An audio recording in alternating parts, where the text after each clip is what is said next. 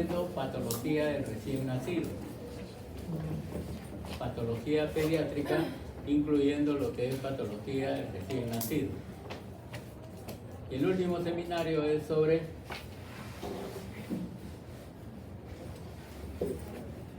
patología ambiental. Patología ambiental. ¿Okay? En patología ambiental tienen que ver ustedes muchas veces lo que es las enfermedades contaminantes del medio ambiente.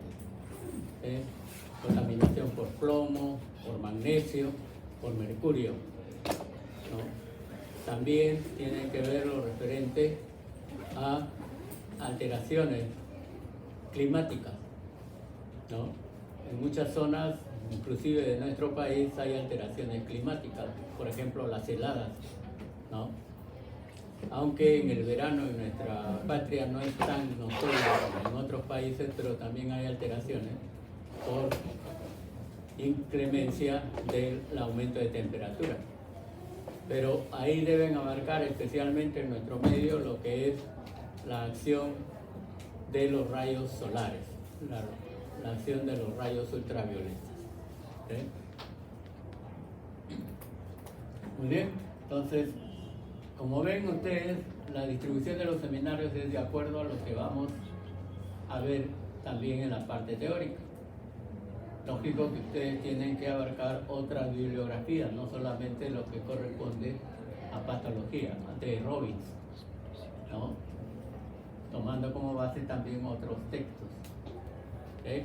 Como algunos de los que hemos mencionado. Bien.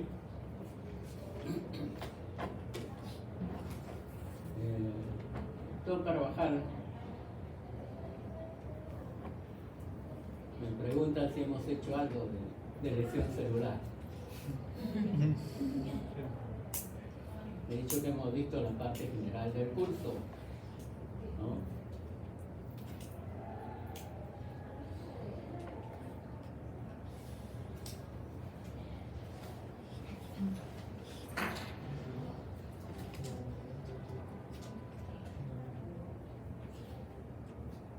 ¿A qué horas tenemos? Hasta las 7, ¿no? Ajá. Bien, por favor, al delegado especialmente la distribución de los seminarios, ¿no? De acuerdo a lo que hemos dicho y de acuerdo a los temas que se tienen, ¿no? Va a distribuirlos por grupos equitativos, ¿no? Es decir, en la misma cantidad de números, ¿no? Y por sorteo, a ver a quiénes les toca la intervención en los seminarios. Y lo comenzamos la siguiente semana. ¿Okay? Vamos a iniciar precisamente con lo que es, ¿no? Lesión celular. Doctor, Sí. la distribución va a ser entonces por orden de lista No, o por afinidad. por afinidad. ¿Cuántos grupos para Como saber? mejor decidan si es por afinidad o es por orden de Pues, lista. o sea, No. está bien por afinidad, pero ¿Cuántos ¿cuántos grupos? por grupo? Son 36 creo en total, Sí. ¿no? ¿Son cuántos temas? ¿8? ¿Cuántos temas son? ¿Cuántos tenemos? Sí. Que sea en forma equitativa para que todos tengan la misma cantidad de intervenciones.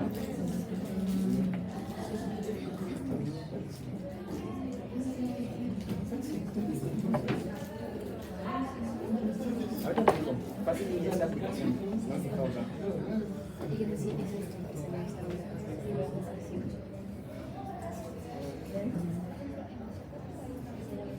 ¿Sí? Pero sí, es de uno, y también es de uno.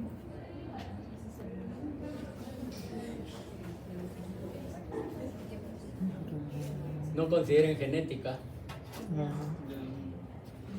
Deben ser 11, ¿no? Sí. 5 debe ser 11. ¿Cuántos temas son? Vale, profe, está cargando.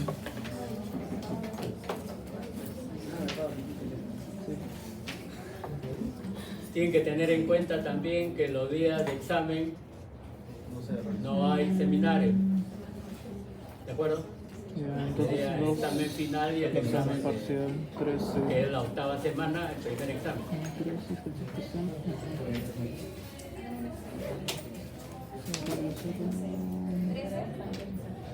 Serían 12. ¿12? Serían 12, porque sería 2 de Entonces, parcial. son 36, Sería 3. 3 por grupo. No. ¿Ah? Bueno, 3 para que exponga solo una vez cada grupo. Sería. O si no, 6 para que... 6 si ponemos 2 veces. 6 Si grupos. son 6, 2 temas. Ujú, Pero lo intercalan, pero que no sean seguidos. claro. Bien, queda... Ya. Queda 6 entonces. Ahí le avisas a tus compañeros quiénes van a intervenir la próxima semana. Eso sí. ¿De acuerdo? Sorteo.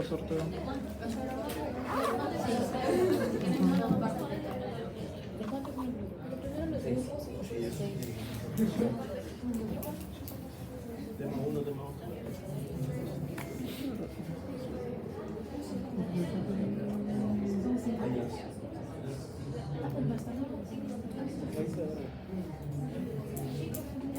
Bien, mientras ven eso, lo que es el seminario, prácticamente al grupo que le toca exponer, ¿no? Se califica la intervención, ¿no? La exposición. Y me van a enviar a mi correo, el correo de la universidad,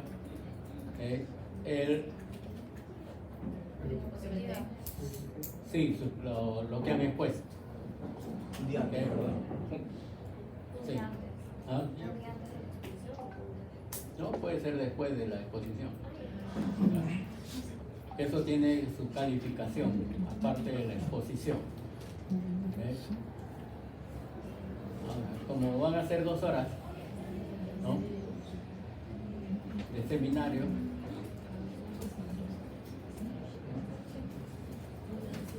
si ponen 2 grupos, ¿no? Sería una intervención de 45 o 40 minutos cada grupo, nada más. Y de alcanzar el tiempo lo que es la sesión de preguntas y respuestas, una vez terminado la exposición. ¿Eh?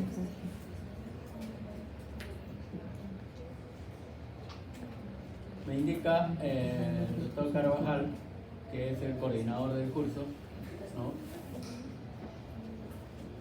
Que en cuanto a la teoría, ¿no? También tenemos que tomar muchas veces preguntas. Y la intervención va a ser oral. En los seminarios va a haber una evaluación escrita de 10 preguntas, terminando cada capítulo. O sea, cada 2 seminarios, ¿no? Cada 2 seminarios un paso escrito de 10 preguntas. Cada 2. ¿De acuerdo? Cuando hicimos los pasitos, se van a compartir en la semana 3. La otra semana.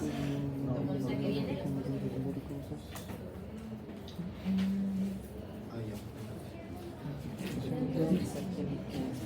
Bien. No, lo tenemos que sortear. Entre nosotros y el grupo. Lo dejamos a su delegado O para sea, que crean los grupos y haga la nosotros son distribución 6 adecuada, grupos y sorteamos. ¿no? Y haga el sorteo Los también temas. adecuado. Pero no estoy viendo para dónde son los el temas, eso es lo que seminario. me preocupa. Y nos vamos a poner de acuerdo con ellos No sale para ni en el ver silo qué ni en el plan de semana actividades. hacemos los pasos correspondientes. ¿Bien? Sí.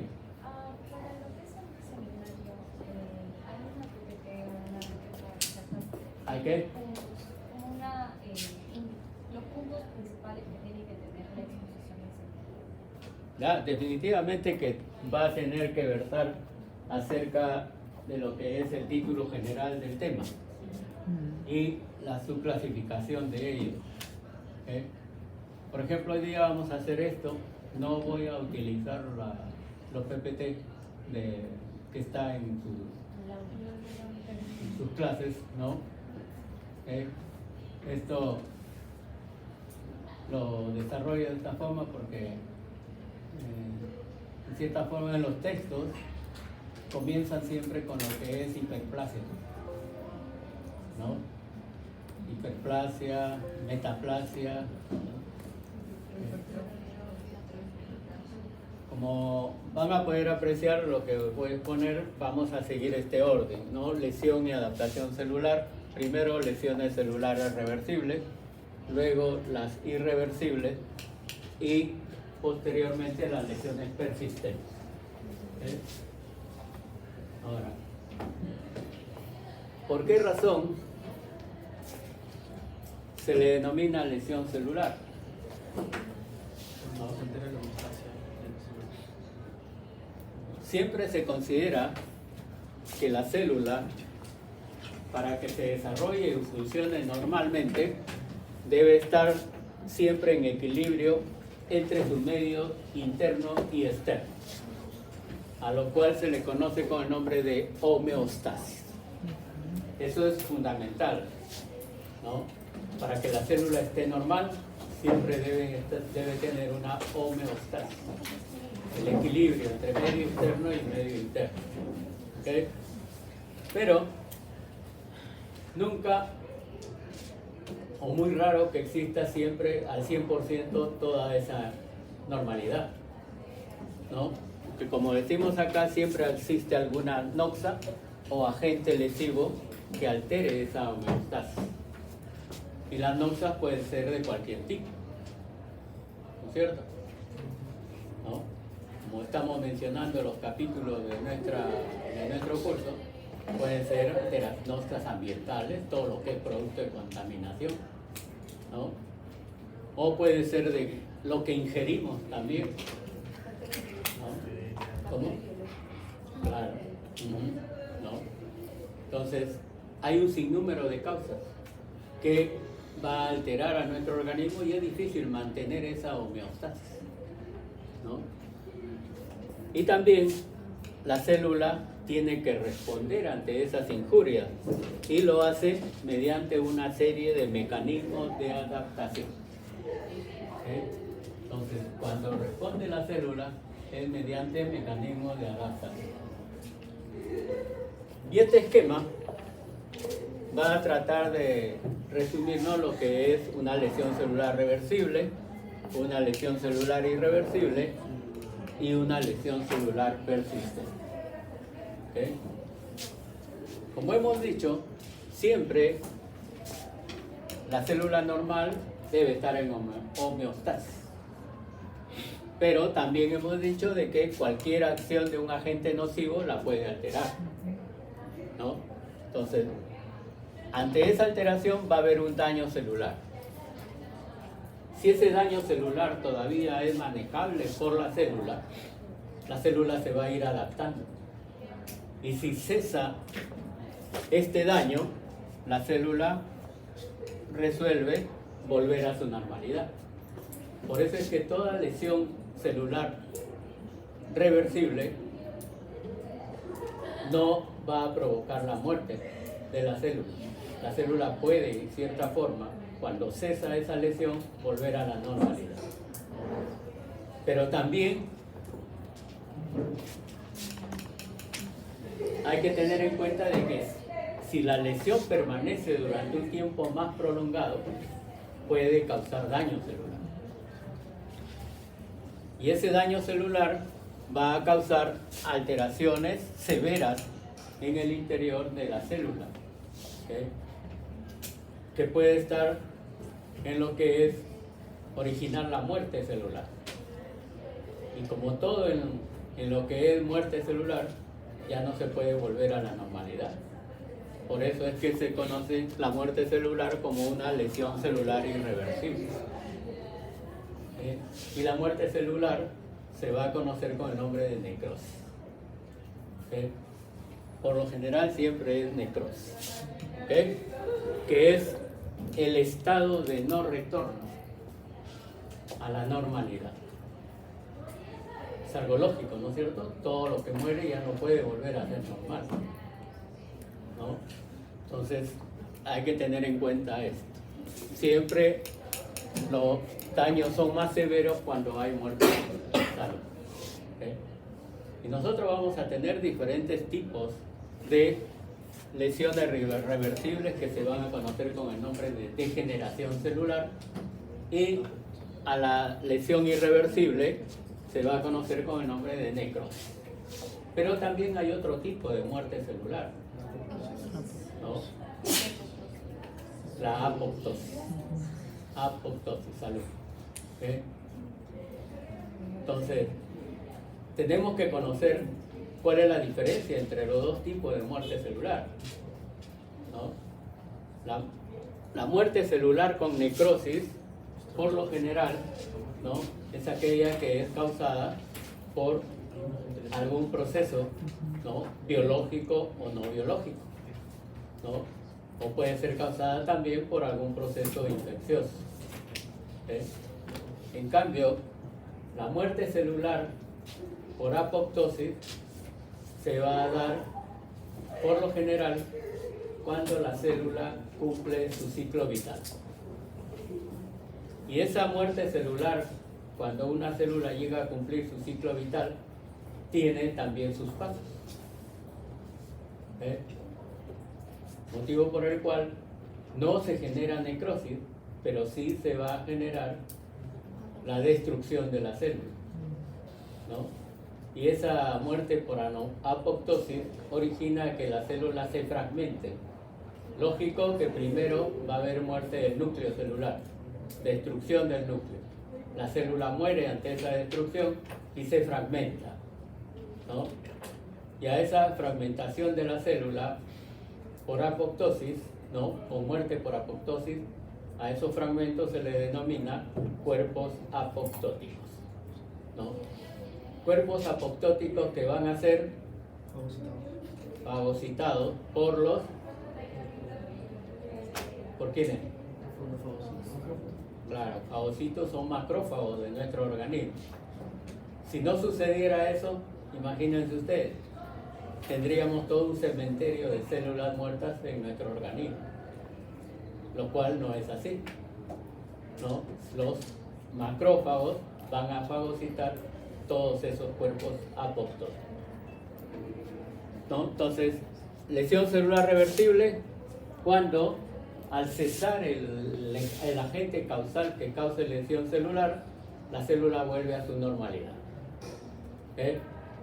Lesión celular irreversible cuando se produce muerte celular, por lo general que puede ser necrosis específicamente.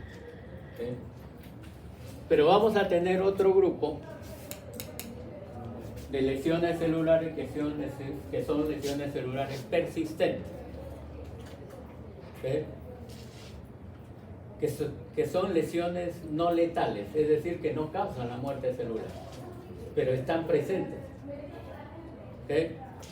Y esas lesiones que están presentes, ¿no?, se conocen mayormente, y está anotado en los textos, como alteraciones del crecimiento y desarrollo celular. Se les conoce así: alteraciones del crecimiento y desarrollo celular. Y entre esas lesiones vamos a tener la hipertrofia, vamos a tener la hiperplasia, la hipotrofia, hipoplasia, agenesia y atrofia. ¿Okay? Mencionamos hasta ahí porque en eso muchas veces son procesos que son opuestos unos de otros. Pero van a tener también otras lesiones persistentes como la metaplasia, la displasia y la atipia. Esos tres últimos están relacionados con el desarrollo de neoplasias malignas. Metaplasia, displasia y atipia. Se les relaciona siempre con el desarrollo de neoplasias malignas. ¿De acuerdo? ¿Cómo? Bien. Las lesiones persistentes, estas 6 primeras, por lo general son procesos opuestos en algunos de ellos. Por ejemplo, hipertrofia va a ser opuesto a hipotrofia. Hipertrofia está relacionado con lo que es hiperaumento, ¿no es cierto? Trofia o trofismo, el tamaño, ¿no? Que es el aumento del tamaño de una célula o de un órgano, ¿no es cierto? La hipotrofia es lo opuesto, es la disminución de tamaño de una célula o de un órgano. ¿Sí? Y eso lo vemos de que no van a causar muerte celular. Van a existir muchas veces hasta que se llegue al diagnóstico de esa alteración. ¿Cierto? Luego, hiperplasia es lo opuesto a hipoplasia. ¿Qué viene a ser hiperplasia? Así es. Plasia o plastía es la estructura, ¿no? Hiper, aumento de la estructura, y los órganos tienen en su estructura células. Y la hiperplasia está referida al incremento del número de células de un determinado tejido, ¿no? Mientras que la hipoplasia sería lo opuesto. ¿Habrá hipoplasia? Disminución del número de células.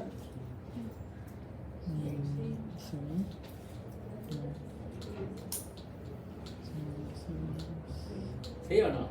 Sí. Por ejemplo, eso es más notorio en el cerebro, porque el cerebro, las células neuronales no se reproducen, ¿no? Entonces, el número de células neuronales va a estar disminuido, ¿no? Por eso es que es reconocible el cerebro, cuando se realiza una necropsia, el cerebro de un sujeto adulto normal de un sujeto anciano, cuando se observa el cerebro macroscópicamente, ¿no? Muchas veces el cerebro de la persona ya anciana que tiene algunos trastornos del sistema nervioso central, su cerebro se va reduciendo. Y la reducción no es total, muchas veces es de un solo hemisferio. Y por lo general del hemisferio predominante, ¿no? Y eso es característico cuando se ven los cerebros de pacientes que tienen Alzheimer en comparación con un sujeto que no lo padece, ¿no? Entonces hay que tener en cuenta esas alteraciones. ¿Y qué será agenesia?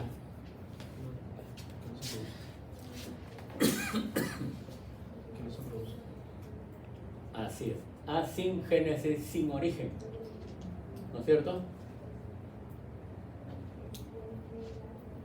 ¿Habrá agenesia en nuestra anatomía?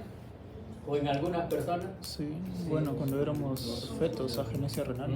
La agenesia renal, cuando éramos fetos. Así es, ¿no? Puede haber agenesia renal, ¿no? Unilateral y Y bilateral. difícil muchas veces de que el sujeto se dé cuenta o sepa que tiene agenesia renal. Hasta que le sacan Porque con ese riñón único que tiene Puede puede tener funcionar. una vida normal. Solo se va a enterar cuando él tenga algún padecimiento de ese órgano y le tomen una radiografía.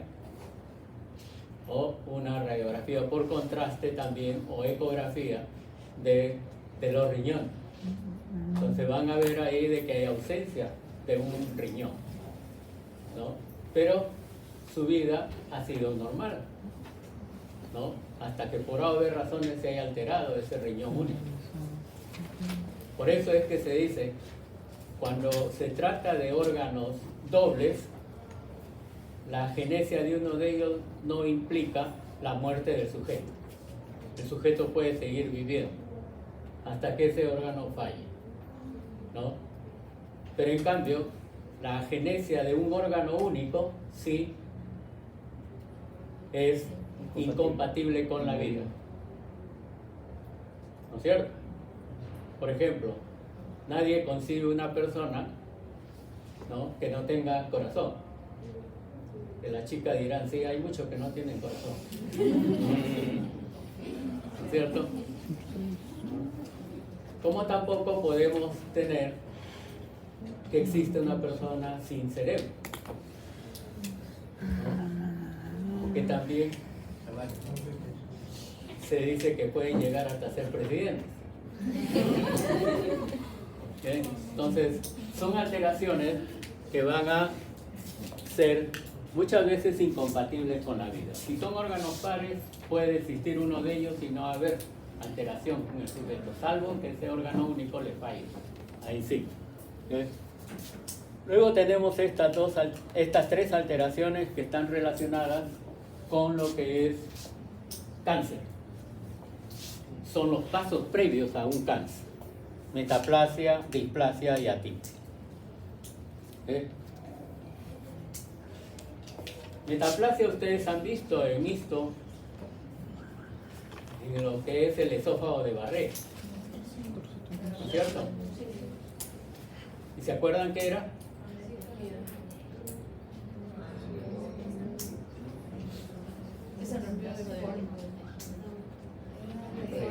Reemplazo. El cambio de tejido de un epitelio por otro. Bueno, puede ser, aunque reemplazo y cambio son sinónimos, ¿no? Entonces, el cambio de un tejido maduro por otro, también maduro, pero de la misma estirpe. Esa es la definición de metaplasia. Tienen que ser tejidos de la misma estirpe. ¿Okay? Un tejido cambia por otro que es de la misma estirpe, pero siendo ambos maduros. ¿Okay? Entonces, en el caso del esófago de Barré era porque el epitelio plano, poliestratificado o escamoso, no queratinizado, cambiaba a un epitelio intestinal o cilíndrico, ¿no es cierto? ¿Okay? En el cuello uterino también se da metaplasia, pero ahí la metaplasia era de que el epitelio cilíndrico cambiaba hacia un epitelio poliestratificado plano, ¿no? Entonces, esos cambios metaplásicos son considerados preneoplásicos, porque a partir de ese cambio, la célula es más factible que se vuelva cancerosa. Por eso son consideradas como neoplasia, o no neoplasia, sino cambios precancerosos o preneoplasia maligno. ¿Okay? Igual que la displasia. Displasia por etimología dice diferente, ¿no es cierto? Plasia o plastía, estructura. Es cuando la célula cambia su forma, ¿no? Y por lo general cambia la forma del núcleo celular. Entonces, de acuerdo a ese cambio del tamaño del núcleo, sobre todo, ¿no?, va a denominarse displasia. Y probablemente en histología les ha mencionado que las displasias pueden ser leves, moderadas y severas, ¿no? Tres gradaciones, dependiendo de cómo se ha alterado la célula. Cuando llega a la etapa de displasia severa, ya es sinónimo de cáncer. Entonces siempre termina en cáncer. Lo que al final se denomina atipia. Atipia viene a ser,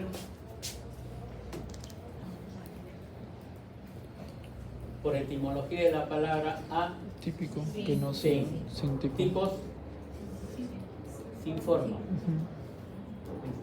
¿no? Es decir, que la célula va a tener una forma diferente a lo normal, o no tiene la forma normal, totalmente diferente. Por eso es que a esa atipia celular también se le considera cáncer. ¿Okay?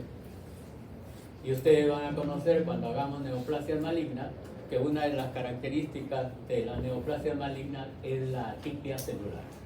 Células totalmente diferentes de lo normal, como lo que hemos proyectado en el cáncer de vía respiratoria, en la citología, ¿no? Las células se vuelven totalmente diferentes. ¿Okay? Y hemos dejado para el último este término, atrofia. ¿Qué viene a ser atrofia? Deja de funcionar como normalmente. Deja de funcionar como normalmente. ¿Cuándo se considera atrofia?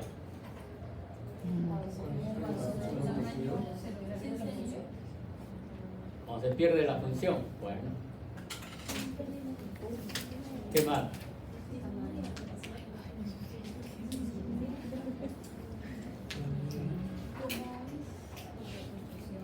A ver, cuando es una.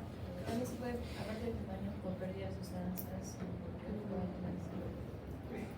Pérdida de sustancia puede suceder, sí. Pero ¿cómo reconocerían que un órgano es atrófico? Por el color. No, no tanto.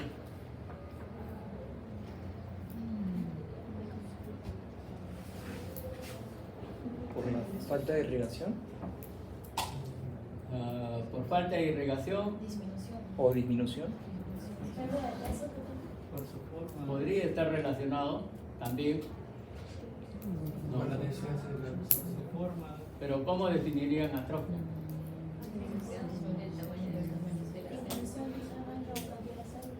Está asociado a la disminución de tamaño y está asociado a la pérdida de función. También. ¿Ok? Cuando un determinado órgano disminuye de tamaño y pierde su función, es atrofia. Y acuérdense bien de ello. ¿Por qué? Porque también hay el término de hipotrofia. ¿Cómo lo diferenciaría? Uno es total. Disminución. Hipotrofia. La hipotrofia está relacionado más con disminución del tamaño, pero mantiene su función. La funcionalidad. ¿Ok? Solo que el tamaño es menor y la función sigue manteniéndose. Por ejemplo, ¿El una músculo? persona que tenga sus dos riñones, de repente un riñón es más pequeño que el otro, pero la función sigue efectuando, a pesar de que es pequeño, pero todavía ejerce la misma función. Eso es diferente de atrofia. La atrofia significa abolición de la función. Un órgano cuando se atrofia ya no funciona. ¿Ok? ¿De acuerdo? Y vamos a ver algunos. Me avisan antes de la hora para poder llegar al laboratorio.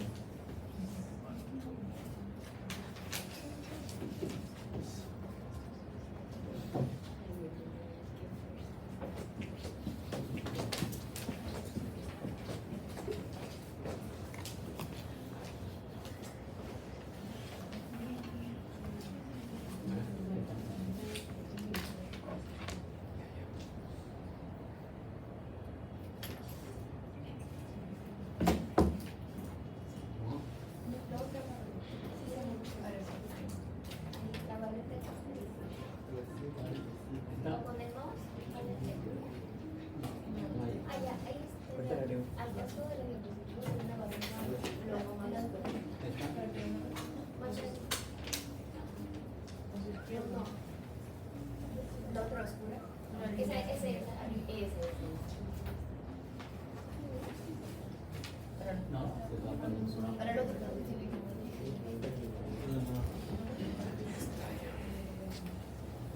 En ese donde está el menos y demás, hay como una copa. Disminuye la a ver, para abajo. A su izquierdo. Más a su izquierdo. Piensa. Al costado de ese. ¿No? Uno más, doctor. Uno un poco más al costado. Uno al costado. Uno que tiene una imagen de una copa. Ahí, doctor. Ahí. Ahora sí está cargando por abajo.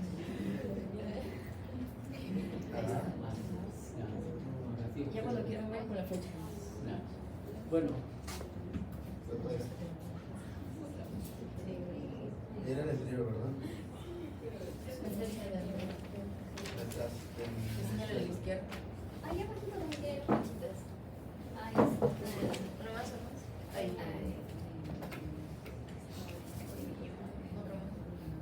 Otro más. Ahí sí. bueno, acá está lo que hemos mencionado, ¿no? El concepto de lo que es lesión celular reversible, ¿no? Los mecanismos de adaptación son adecuados y el estímulo nocivo desaparece. La célula vuelve a su normalidad. Pero por lo general estas lesiones celulares reversibles están muchas veces catalogados con lo que es el acúmulo de sustancias intracelulares, ¿no? Como vamos a ver posteriormente. Luego la muerte celular, que es producida por algún agente causal, no por lo que es apoptosis, sino por algo que lleve a una necrosis, ¿no? El ejemplo está acá. Este es un cerebro que tiene una necrosis, ¿no? En el cual hay pus. Esto es material purulento en el cerebro, que se tradujo como una meningoencefalitis purulenta. ¿Ves? Luego, las lesiones celulares persistentes, por ejemplo, este es un corazón, este es el ventrículo y este es la aurícula. Observen. Así es, una hipertrofia cardíaca, ¿no? Hipertrofia, que es una lesión celular persistente.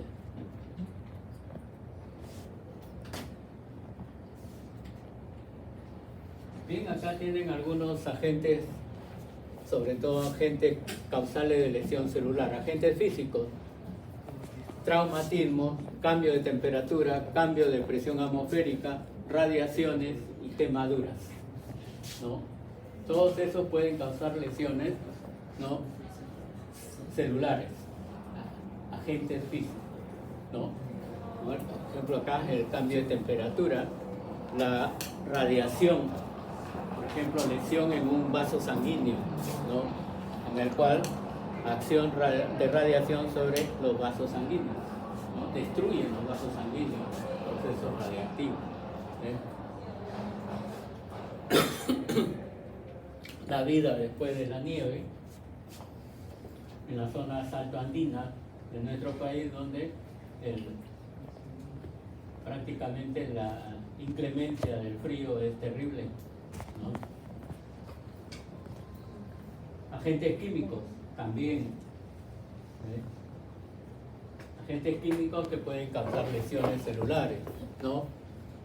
Los agentes químicos exógenos, muchas veces nos acordamos más de lo que es exógeno, que lo que puede ser endógeno también, ¿no?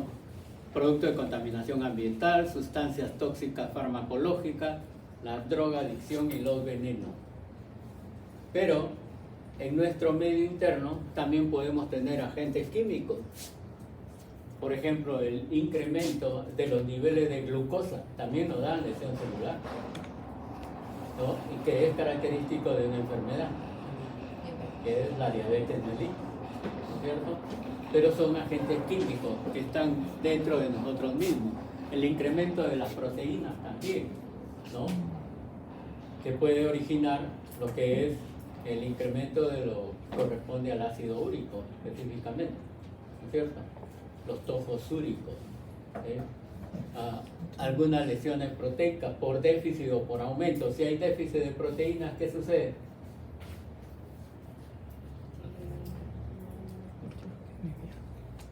Puede ser por uno de los elementos nutricionales, ¿no? Hay desnutrición, ¿no? Déficit de proteínas pueden estar en relación con desnutrición. Lípidos también origina alteraciones en nuestro organismo, ¿sí o no? Sí. El incremento de los lípidos, ¿no? Nosotros vamos a ver un incremento de lípidos que va a estar asociado a las arterias, que son los procesos de arteriosclerosis. También puede incrementarse los lípidos en las células hepáticas, que es la esteatosis hepática o la degeneración grasa del hígado, ¿no? Las vitaminas, por lo general se mencionan más los déficits vitamínicos, ¿no? Pero también el incremento de las vitaminas también puede ser perjudicial. Por eso es que siempre se dice ni nada que soso sobre y nada que soso falte. Todo debe estar en sus términos equilibrados. Los minerales y el desequilibrio hormonal también es notorio dentro de estas alteraciones químicas o bioquímicas. ¿No? Beber en exceso es dañino, ¿no? Una de las principales causas de cirrosis hepática es el alcoholismo. Pero también algunos fármacos pueden dar alteraciones, ¿no? Por ejemplo, desde aquellas reacciones alérgicas por la ingesta de cualquier medicamento. Todos no respondemos igual, ¿no? Algunos medicamentos pueden ser alérgicos para determinadas personas. Entonces, una vez que sepa que es alérgico a esa sustancia, nunca más debe ingerirlo. También, a veces hay lesiones, ¿no? Por uso de tetraciclina, en el cual se pintan las raíces de los dientes, ¿no? Puede llegar a ese extremo con el demasiado consumo de tetraciclina. Elementos biológicos. Bueno, los elementos biológicos ya conocen ustedes todos los elementos, virus, bacterias, hongos, riquecias, parásitos, ¿no? Por ejemplo, esta es una lengua saburral, una micosis lingual. Luego, parásitos que pueden alojarse en el interior de las células, en este caso del hígado, ¿no? La leishmania, la leishmaniasis. No solamente afecta la leishmania a la piel, que es conocido como UTA, también puede afectar órganos internos. Y cuando afecta órganos internos se le llama leishmaniasis visceral. UTA o espundia, ¿no es cierto? Entonces,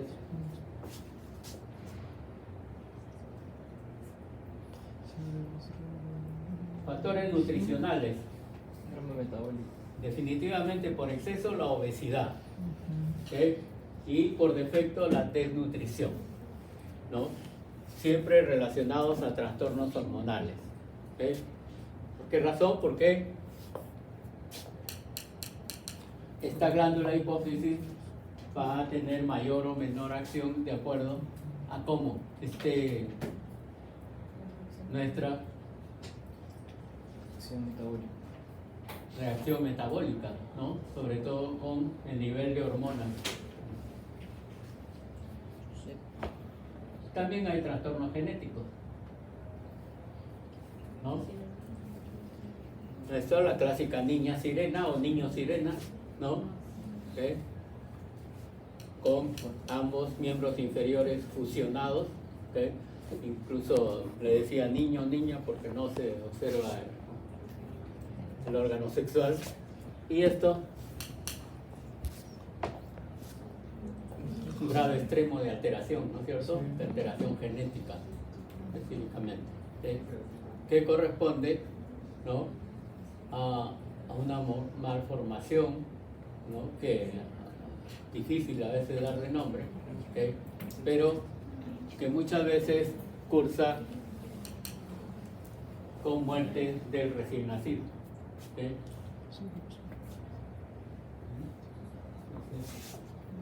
Característicamente apenas se vio esto, le llamaban el extraterrestre en el hospital.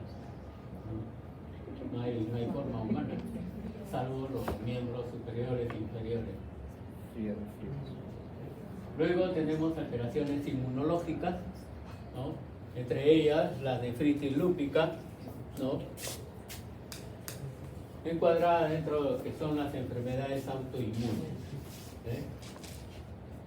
Entonces, es un capítulo también en nuestro curso, enfermedades autoinmunes, dentro de lo que es la inmunopatología. Bien, acá tienen la parte teórica de lo que es lesión celular reversible, ¿no? Puede ser producida por acción de radicales libres. Que los radicales libres son aquellos elementos químicos que en su órbita más externa poseen un solo electrón. Y entre esos radicales libres vamos a tener nosotros, ¿no? El peróxido de hidrógeno, el superóxido, que es el O2 específicamente, ¿no? El radical hidroxilo, el tricloruro de carbono y el óxido nítrico. Generalmente siempre se dice que cuando la célula está en un proceso de lesión celular, la célula se estresa, ¿no? Y por lo general sucede, es como cualquiera de nosotros. Cuando estamos en una situación difícil, nos estresamos, siempre, ¿no? Entonces, hay estrés también celular. Y esto es lo que les mencionaba en relación a la degeneración celular, el acúmulo de sustancias intracelulares, ¿no? Pueden acumularse dentro de las células, ¿no?, agua, a lo cual se le denomina degeneración hidrópica. Se puede acumular grasa en exceso en el interior de la célula, que es la degeneración grasa. Si se acumulan las proteínas, se le llama degeneración hialina, ¿no? Si hay degeneración glucogénica y se acumulan también en determinadas células, recibe ese nombre, degeneración glucogénica, y vamos a tener lo que es el acúmulo de pigmentos. ¿Okay? Todos esos son procesos muchas veces reversibles y que pueden llegar a una normalidad, ¿no?, si es que cesa esta alteración. En el caso del incremento de agua dentro de la célula, generalmente vamos a tener que hay una falla de la bomba de sodio y potasio, ¿no? El sodio siempre es extracelular, el potasio intracelular. ¿Okay? Entonces, va a haber ese desequilibrio. Y uno de los desequilibrios que más va a causar esta alteración es el incremento de sal en la dieta. Recuerden que la sal es el cloruro de sodio. Con ello estamos incrementando el sodio. ¿Y qué va a pasar con la célula?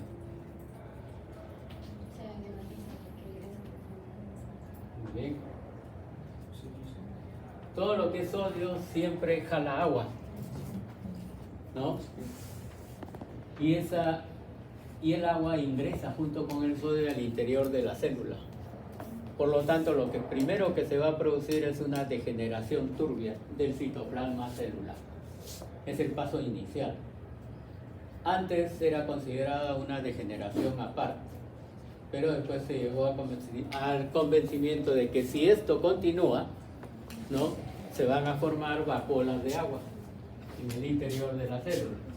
¿Okay? Y ese incremento de vacuolas puede llegar a grado extremo, ¿no?, en el cual todo el citoplasma celular está lleno de agua. Y a esto se le conoce con el nombre de balonamiento celular o hinchazón celular. Algunos le llaman edema intracelular también, ¿no? Entonces, son sinónimos. ¿cómo? Son sinónimos. Sinónimos, digo, lo de la valorización. Claro. Balonamiento celular. ¿Okay? ¿No? Entonces, esto sucede con mucha frecuencia en los túbulos renales, ¿no? Cuando hay esta alteración, ¿no?, los túbulos renales se van a ver totalmente hinchados. No tienen la forma habitual del tubo. ¿Okay? Entonces, ¿qué va a pasar si esto continúa? Si la célula sigue hinchándose.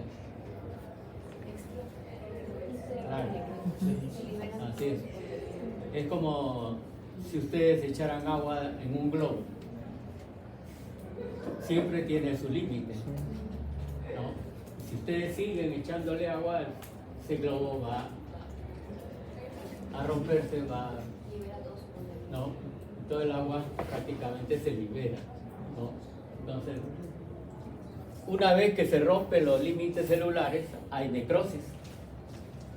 Y por eso es que después de una degeneración de los túbulos renales, viene el proceso de necrosis tubular renal, porque se rompen los límites celulares, explotan las células por incremento de agua. También tenemos el incremento de lípidos, que es algo similar a la degeneración hidrópica, pero en este caso con lo que es grasa. Y lo característico es lo que sucede con la célula hepática. La célula hepática normal, ustedes lo han visto en histología, tiene su citoplasma homogéneo, ¿no es cierto? En cuanto a su color es homogéneo. Pero cuando hay lípidos en exceso, los lípidos se inician prácticamente en forma de vacuolas, y son vacuolas de grasa. ¿no? Si esto sigue, si uno sigue ingiriendo más lípidos, esas vacuolas se van a unir y van a formar una sola y gran vacuola, ¿no? Y si a pesar de ello continuamos con el aumento de lípidos, toda la vacuola de grasa va a ocupar casi todo el citoplasma. Entonces, en esto ya se le conoce con el nombre de degeneración grasa hepática o degeneración grasa del hígado, ¿no? Entonces, ¿cuándo suceden estos procesos? De esteatosis a cirrosis. ¿Cuándo? De esteatosis, las diferentes fases, hasta cirrosis. Es el inicio. Es el inicio. La esteatosis por eso debe controlarse. Cuando a una persona le diagnostica esteatosis hepática, debe de bajar los contenidos de lípidos en su organismo, ¿no? Para evitar llegar a la cirrosis. Este es el paso inicial. Observen ustedes, todos estos son hepatocitos, ¿no? Que a mayor aumento se observan así, totalmente llenos de grasa. ¿Okay? ¿No? ¿Y por qué razón va a llegar a una cirrosis? Las vacuolas grasas se acumulan y explotan y se fibran. ¿No?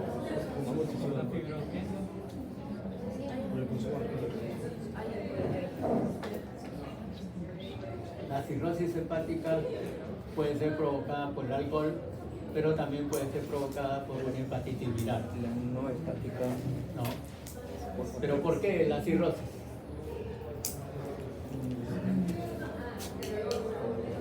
El proceso de cirrosis, ¿qué viene a hacer?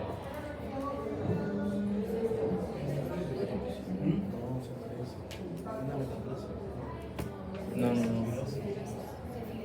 Es una fibrosis del hígado, Se fibrosa. ¿no? Ustedes han visto en el COVID la gente moría por fibrosis pulmonar. Pulmonar. También conoce de que hay una fibrosis quística del páncreas. Sí. Entonces el hígado, para poder reparar toda esta lesión, ¿qué es lo que hace? Aumenta el tejido conectivo, el colágeno en su interior y va a formar fibrosis hepática. La fibrosis es lo que se denomina ahí cirrosis hepática. ¿Ok? ¿De acuerdo? Entonces hay que tener cuidado siempre con esto. Ahora, ¿qué causas tenemos de esteatosis hepática? Obesidad en grado extremo. Las hepatitis, las infecciones hepáticas por virus, A, B, C, D, E, G. También hay hepatitis inmunológica, hepatitis bacteriana, que puede ser típica, tuberculosa o brucelósica, ¿no? La brucela, que es la fiebre malta, ¿no? O brucelosis. También enfermedades metabólicas. La diabetes mellitus puede conllevar a una esteatosis hepática. ¿Okay? Y aunque parezca incongruente, la desnutrición también lleva a esteatosis hepática. ¿No? ¿Y por qué razón? En la desnutrición.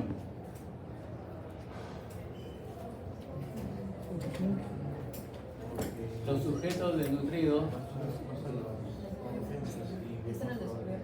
sí, también está relacionado con baja de defensa, pero ¿cuál es el alimento predominante en los desnutridos? La falta de proteínas. No, el alimento que más ingieren, Carbohidratos. carbohidratos, ¿no es cierto? ¿No? Se llena solo de carbohidratos.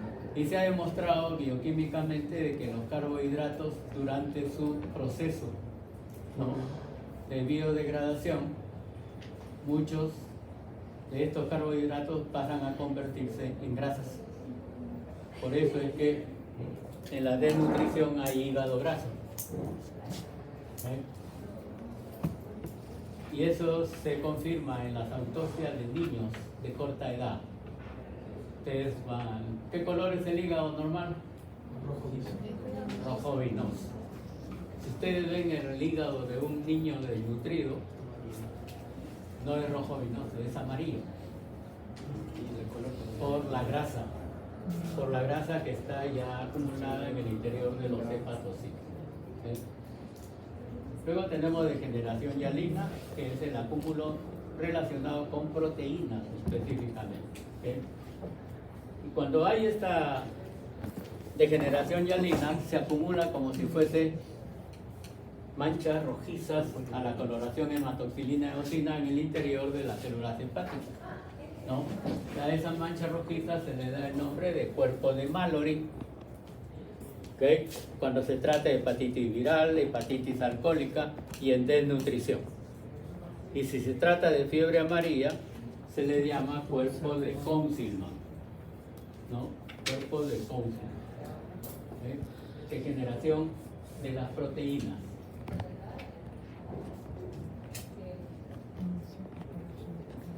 ¿Lo tienen?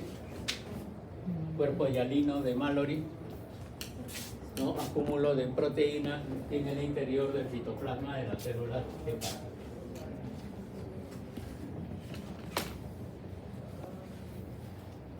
También el glucógeno se puede acumular en exceso.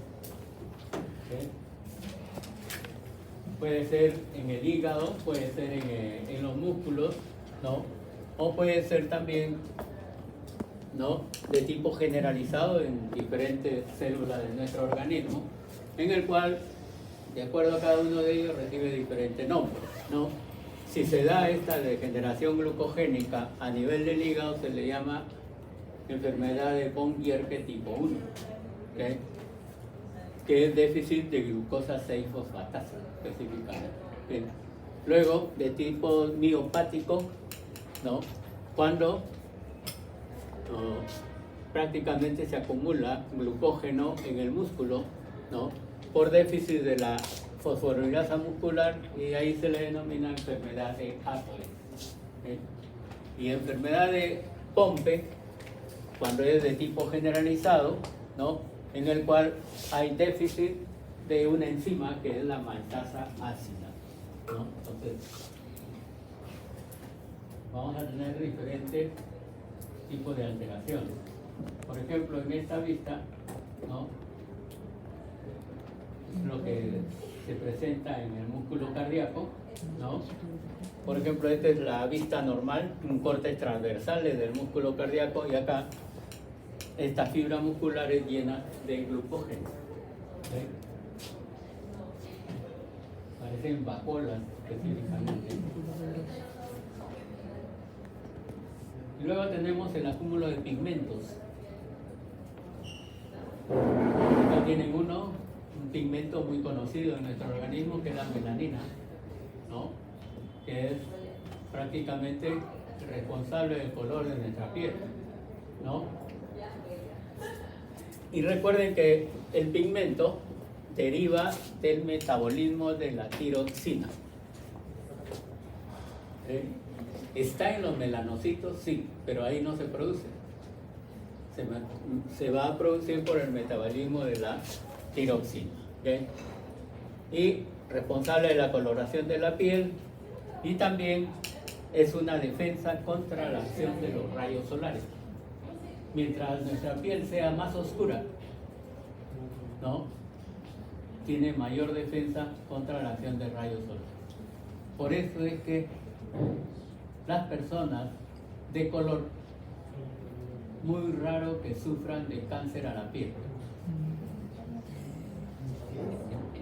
En cambio, los que son de raza blanca, en ellos con mayor frecuencia hay cáncer a la piel, porque no tienen melanina, o su melanina es muy escasa, ¿no? Entonces los rayos solares inciden mayormente sobre las células epidérmicas y causan esas alteraciones.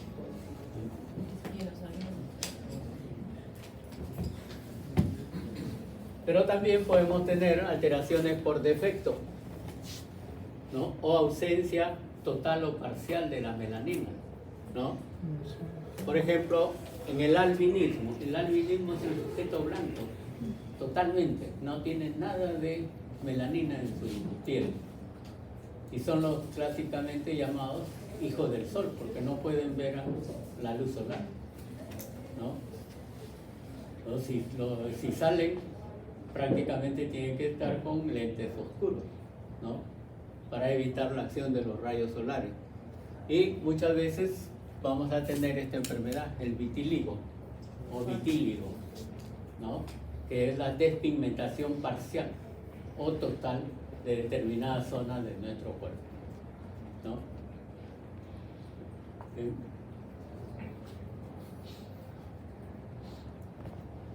Muchos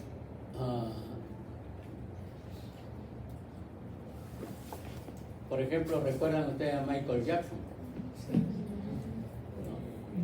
¿No? Algunos dicen que él se quemó, por eso presentaba manchas en la piel, sufrió quemadura. Pero otros aseguraron de que no era por quemadura, era porque estaba padeciendo de vitíligo. Vitíligo que hasta hoy en día no se encuentra la causa de esa alteración.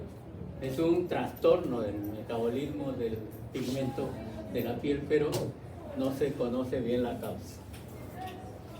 Luego tienen ustedes los clásicos nevos o lunares. ¿Quién no tiene lunar? Todos tenemos lunares, ¿no es cierto? Unos más grandes, otros más pequeños, y los lunares son considerados como neoplasias. Son neoplasias benignas, ¿no? Para suerte de todos nosotros, ¿no? En cambio,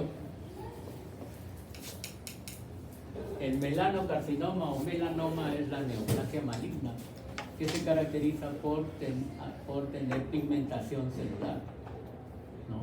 Melanina bastante abundante. Por eso es que hay que hacer la diferencia entre un nevus y un melanoma o un lunar maligno. El nevus casi siempre nos acompaña en nuestro desarrollo, casi no aumenta el tamaño. Pero el melanoma, al poco tiempo de que aparece, está al doble de su tamaño. Es como toda neoplasia maligna, crece, sus células van aumentando progresivamente. ¿Okay? También hay cambios en la pigmentación o trastornos de ella en la enfermedad de Addison, que se presenta en la glándula suprarrenal, ¿no? Pero hay cambios en la pigmentación también de carácter normal. Por ejemplo, en el embarazo, ¿okay? El llamado cloasma del embarazo, ¿no? Que se caracteriza porque hay pigmentación de las mejillas, ¿no? También mayor pigmentación en los pezones, ¿no? Se tornan más oscuros, y en la línea alba. La línea alba deja de ser alba, se vuelve parduzca, ¿no? ¿Recuerda dónde está la línea alba, no? En la parte media del abdomen, ¿no es cierto? ¿No? Entonces, esa línea alba deja de ser alba, se vuelve parduzca en las damas que están embarazadas. Y un ejemplo, en la enfermedad de Addison, insuficiencia crónica de las glándulas suprarrenales. Y luego tenemos estos otros pigmentos. La hemosiderina, ¿okay? Pigmento férrico de los eritrocitos, que se forma por descomposición de la hemoglobina, por hemólisis específicamente, ¿no es cierto? ¿Okay? Cuando hay déficit de hemosiderina en la sangre, nosotros conocemos que el paciente tiene una anemia ferropénica, anemia por déficit de hierro, ¿no es cierto? Pero cuando hay exceso de este pigmento, muchas veces origina la hemosiderosis, que va a conllevar a una esplenomegalia bastante notoria.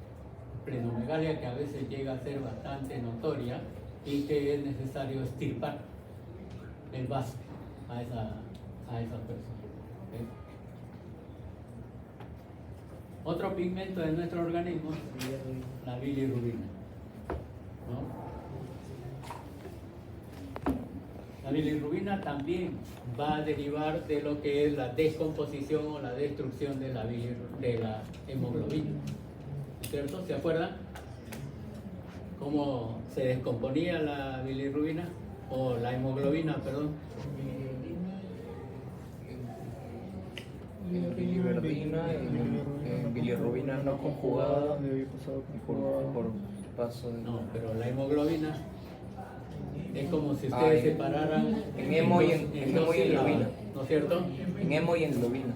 En hemo y globina, ¿no es cierto?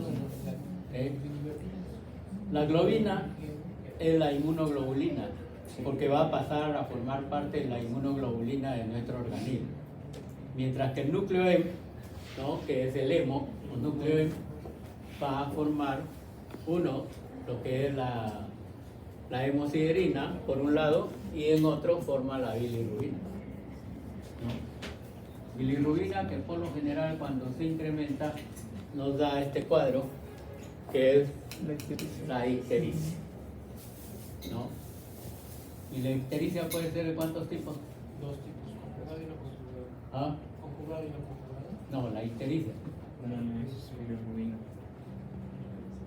Creo que era central y periférica. La bilirrubina sí, puede ser conjugada y no conjugada. La suma de las dos nos da la bilirrubina total, ¿no? Que nunca debe ser mayor a 1 o a 1.2 miligramos por decilitro. Siempre ese debe ser el límite, ¿no? Y cuando aumenta, se da ese cuadro que es la ictericia, ¿no? Y hay que tener en cuenta si la ictericia está predominando la bilirrubina directa o la indirecta, ¿no es cierto? ¿Eh?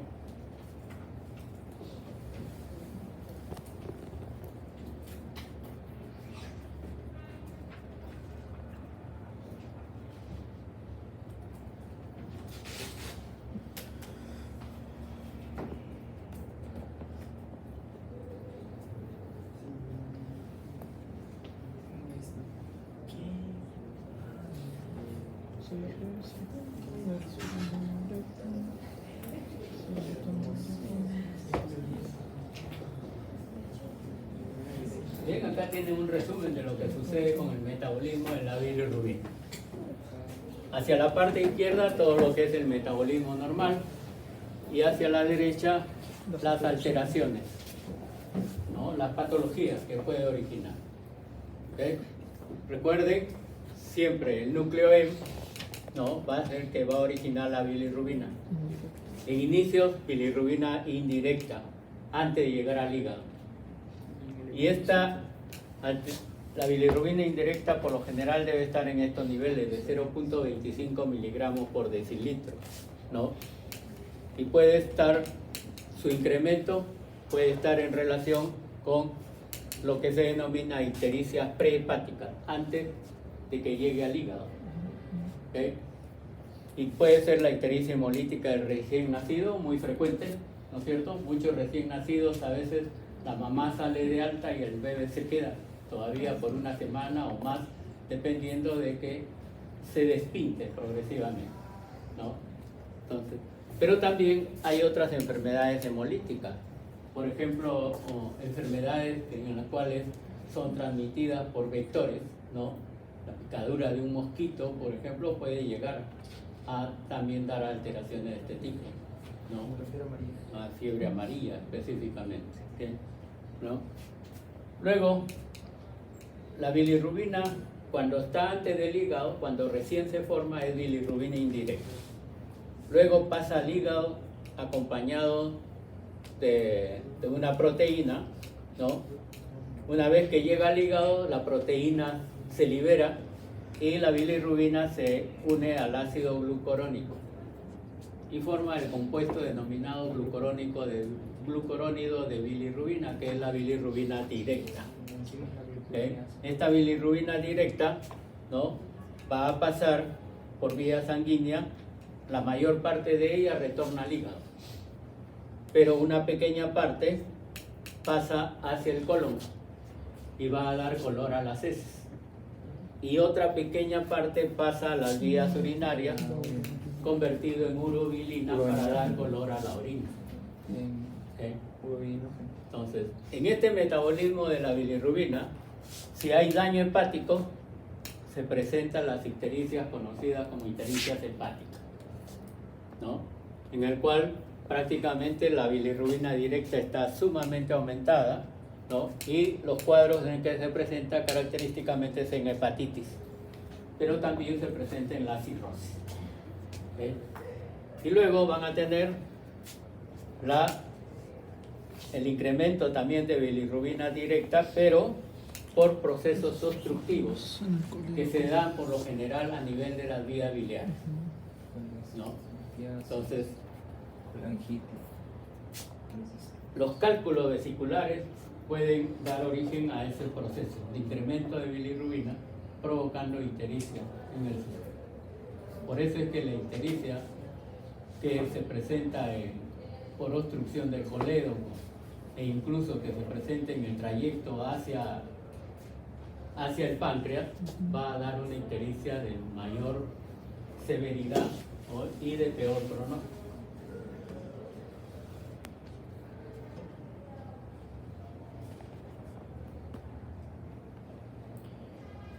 La observación ectoscópica del paciente cuando tiene este tinte amarillento, ¿no? Se observa por lo general a nivel de los ojos, ¿no? La parte blanca de los ojos a veces se torna amarillenta, ¿no? Si esta ictericia es más grave, ya no solamente está la parte blanca de los ojos, sino también la piel, ¿no? Y cuando es hemolítica es también bastante notorio, ¿no? Incluso en esta ictericia da un tinte verdoso, ¿no? El tinte verdoso prácticamente está relacionado con alteraciones pancreáticas, ¿no? Ahí es más severa la ictericia. ¿Bien? ¿Alguna pregunta? ¿Ah?